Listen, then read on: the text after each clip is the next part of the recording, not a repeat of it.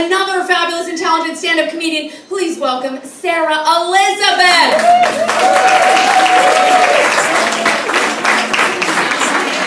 Hello, everybody. My name is Sarah. I'm a millennial working mom. I'm 33 years old. And I recently got promoted to a people manager position. I've been getting a lot of legit feedback about the tone of my communications. And I really wish I could find like a quick fix to this, like autocorrect, but like asshole correct, where I can just freely write what I'm thinking and then the system will just correct it into something appropriate.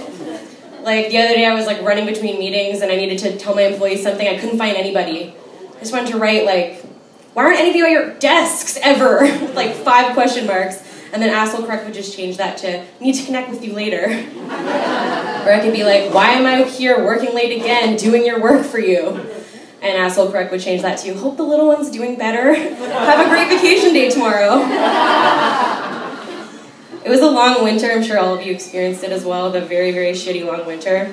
There was a tough part of my day every day, having to go pick up my daughter. I'm a mom as well. I have a 3-year-old daughter. Going to pick her up from daycare and trying to get her to put her winter clothes on at the end of the day. And you have to do that in this little tiny room full of cubbies, full of other parents that are just hating their lives at that moment. It's like the octagon, like kid versus parent, we're all watching each other like, how are you gonna do it? And I started to kind of observe some themes in this scenario.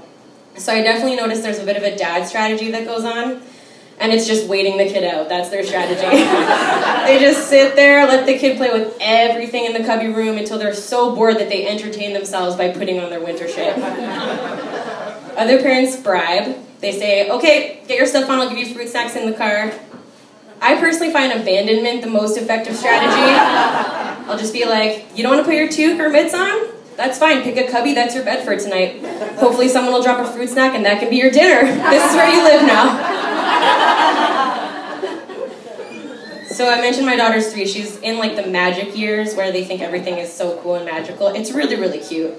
I brought her to Cosmic Adventures because I was like, she's gonna love this, it's gonna be so much fun. And then she spent the entire time we were there in the corner playing with a travel pack of Kleenex. She just found it in my purse, she took each one out, unfolded it, folded it back in.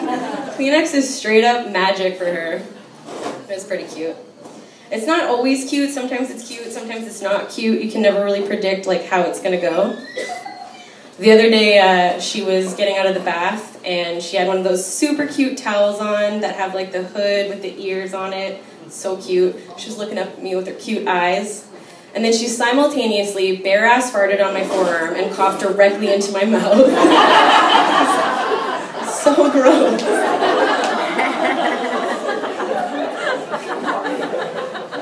A few other moms have talked about this, but it's... as a mom, like before I had kids, I didn't realize some of the things I took for granted before. So I definitely always took for granted having time to poop. Like I just didn't realize that that was something I would lose. And it's kind of tough. Like you can just be sitting there pooping on the toilet and you'll hear a sound and you'll just have to start sprinting. Like no questions asked, you just need to run. And like I just took that for granted. Like so many of you who don't have kids, like you probably think you'll always have time to wipe, right? Or like for sure always time to stop pooping. And I'm telling you that you won't. And I knew I would clean up poop sometimes, but I just didn't know I would clean my own poop up as part of motherhood. It's true, you will. You'll clean your own poop up. So my parents, my family lives across the country in Edmonton. They live far away. So we oftentimes are FaceTiming them. And it's really hilarious as a millennial to watch our baby boomer parents dealing with technology. You just don't know what you're going to get. So I FaceTime them. It always begins with my papa's ear hair because he never realizes that it's a video call. So he's just like, hello, and you just look at his ear hair for a bit. And then he'll pass it over to my mom. And then it's just under boob. For some reason, she thinks her under boob is like the most flattering angle for a FaceTime. Or it's like 2/3 under boob, 1/3 like neck. It's very weird. And we'll talk for a bit. Then she'll pass it to my grandma, and then it's just nostril. The whole frame is nostril, which is fine. Like I love her. I'll talk to her nostril. It's just it's hard to tell if she's listening or sleeping with that angle. I just don't know if she's listening to me. So my husband and I have decided we're not having any more kids.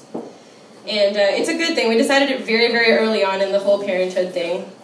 So it's a story though. We kind of both have PTSD from this one thing, and that's why we can't really move on from it.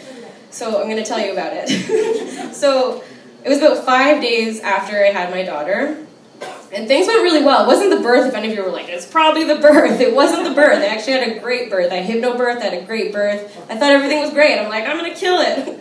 And then 5 days in, my husband was sleeping with the baby on his chest. It was like this beautiful little moment. And I walked into the room and I was like, hey, I'm going to take the baby because I need you to do something for me.